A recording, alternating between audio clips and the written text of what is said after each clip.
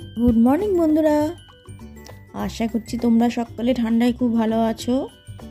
আমি তো ভীষণই খারাপ আছি, এত ঠান্ডা আর ভালো লাগছে না।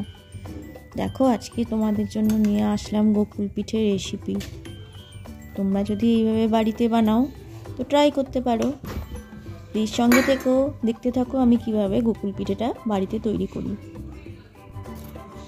আমি গোকুল পিঠের মধ্যে যে পুরটা দেবো সেটা ক্ষীরের পুর। তো বাইরে থেকে খোয়া ক্ষীর কিনে আনা হয়েছিল, তারপর সেটাকে একটু আগুনের তাপে বসিয়ে একটু চিনি গুঁড়ো করে নিয়েছিলাম। সেই চিনিটা দিয়ে ভালো করে একটু নাড়াচাড়া করে নিলাম। একটা সুন্দর ক্ষীর তৈরি হয়ে গেল। সেই ক্ষীরটা ঠান্ডা হলে আমি দেখো চপের মতো আকারে বানাচ্ছি। তোমরা দেখো আমি এটা কিভাবে বানাচ্ছি।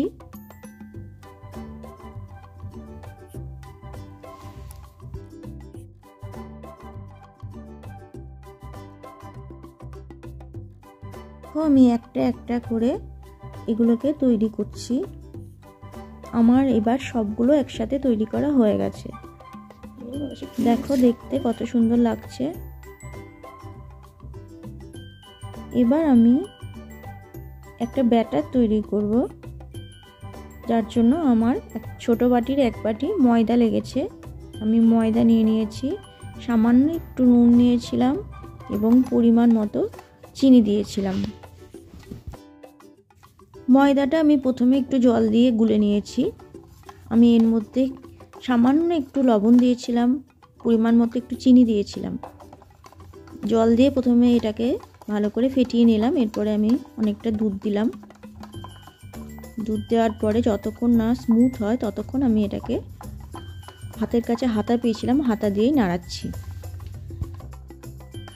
এই ব্যাটারটা একটু বেশিক্ষণ ফেটাতে হয়। বেশিক্ষণ ফেটালে কি হয়, এটা অনেকটা নরম হয়, খেতেও খুব টেস্টি হয়। তাই এটাকে বেশি পরিমাণ সময় নিয়ে আমি ফেটাচ্ছি। আমি দেখো এর মধ্যে 1 চিমটি মতো বেকিং সোডা দিলাম। বেকিং সোডাটা দেওয়ার পরে আমি এটাকে আরও সুন্দরভাবে ফেটিয়ে নিলাম।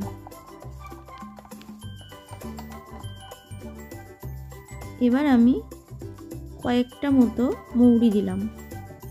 মৌরিটা দিলে টেস্টটা আরও সুন্দর হয়। যখন পিঠেটা খাওয়া হবে মৌরিগুলো মুখে লাগবে, খুব সুন্দর লাগে। দেখো আমার ব্যাটার কিন্তু রেডি হয়ে গেছে, খুব স্মুথ হয়েছে। তোমরা দেখে বুঝতে পারছো, দেখতেও খুব সুন্দর হয়েছে। আমি একটু বেকিং সোডা দিয়েছিলাম, যার কারণে এটা যখন ফুলবে না তখন খুব সুন্দর নরম হবে। দেখো আমার তেলটা গরম হয়ে গেছে। আমি এর মধ্যে 1 চামচ মতো ঘি দিয়ে দিলাম। ঘিটা দিলে কি হবে, আমি যখন পিঠেগুলো ভাজবো তখন একটা ঘিয়ের সুন্দর সেন্ট পিঠের মধ্যে থেকে যাবে। এবারে আমি পুরগুলোকে ব্যাটারের মধ্যে দিয়ে দিলাম এবং চপের মতো একটা একটা করে ভেজে নেব। তোমরা দেখো আমি কিভাবে এগুলোকে ভাজছি। তোমরা নিশ্চয়ই বাড়িতে এটা ট্রাই করবে এবং খেয়ে দেখবে অপূর্ব সুন্দর খেতে। এগুলোকে যখন রসের মধ্যে দেওয়া হবে না, তখন এর টেস্ট আরও 4 গুণ বেড়ে যাবে।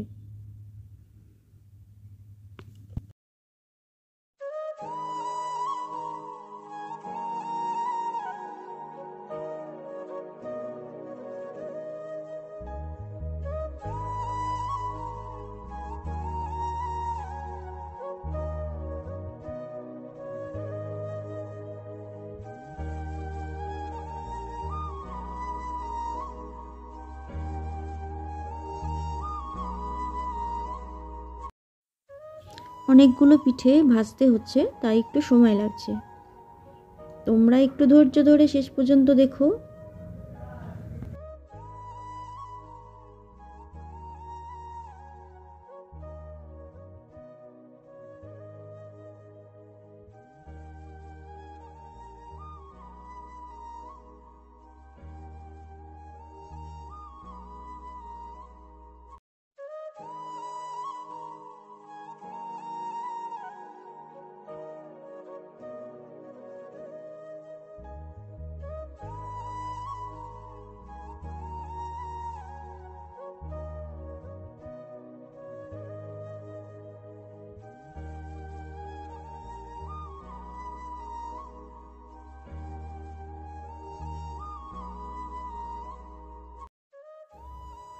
দেখো আমার পিঠেগুলো কিন্তু ভাজা কমপ্লিট হয়ে গেছে, আমি এবার তুলে নিচ্ছি।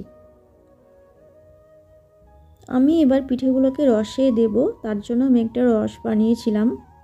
আমি একটা হাঁড়ির মধ্যে খেজুরের গুড় নিয়েছিলাম, পরিমাণ মতো জল নিয়েছিলাম, একটা সুন্দর রস বানিয়েছিলাম। রসটা দেখো কালারটা কত সুন্দর এসছে। রসটা যখন ফুটছিল আমি পিঠেগুলো রসের মধ্যে ছেড়ে দিয়েছি। পিঠেগুলো খুবই নরম হয়েছে, রসটাও ভিতরে ঢুকে গেছে। যদি আমার রেসিপিগুলো ভালো লাগে তাহলে প্লিজ সঙ্গে থেকো। আজকে আসি, টাটা।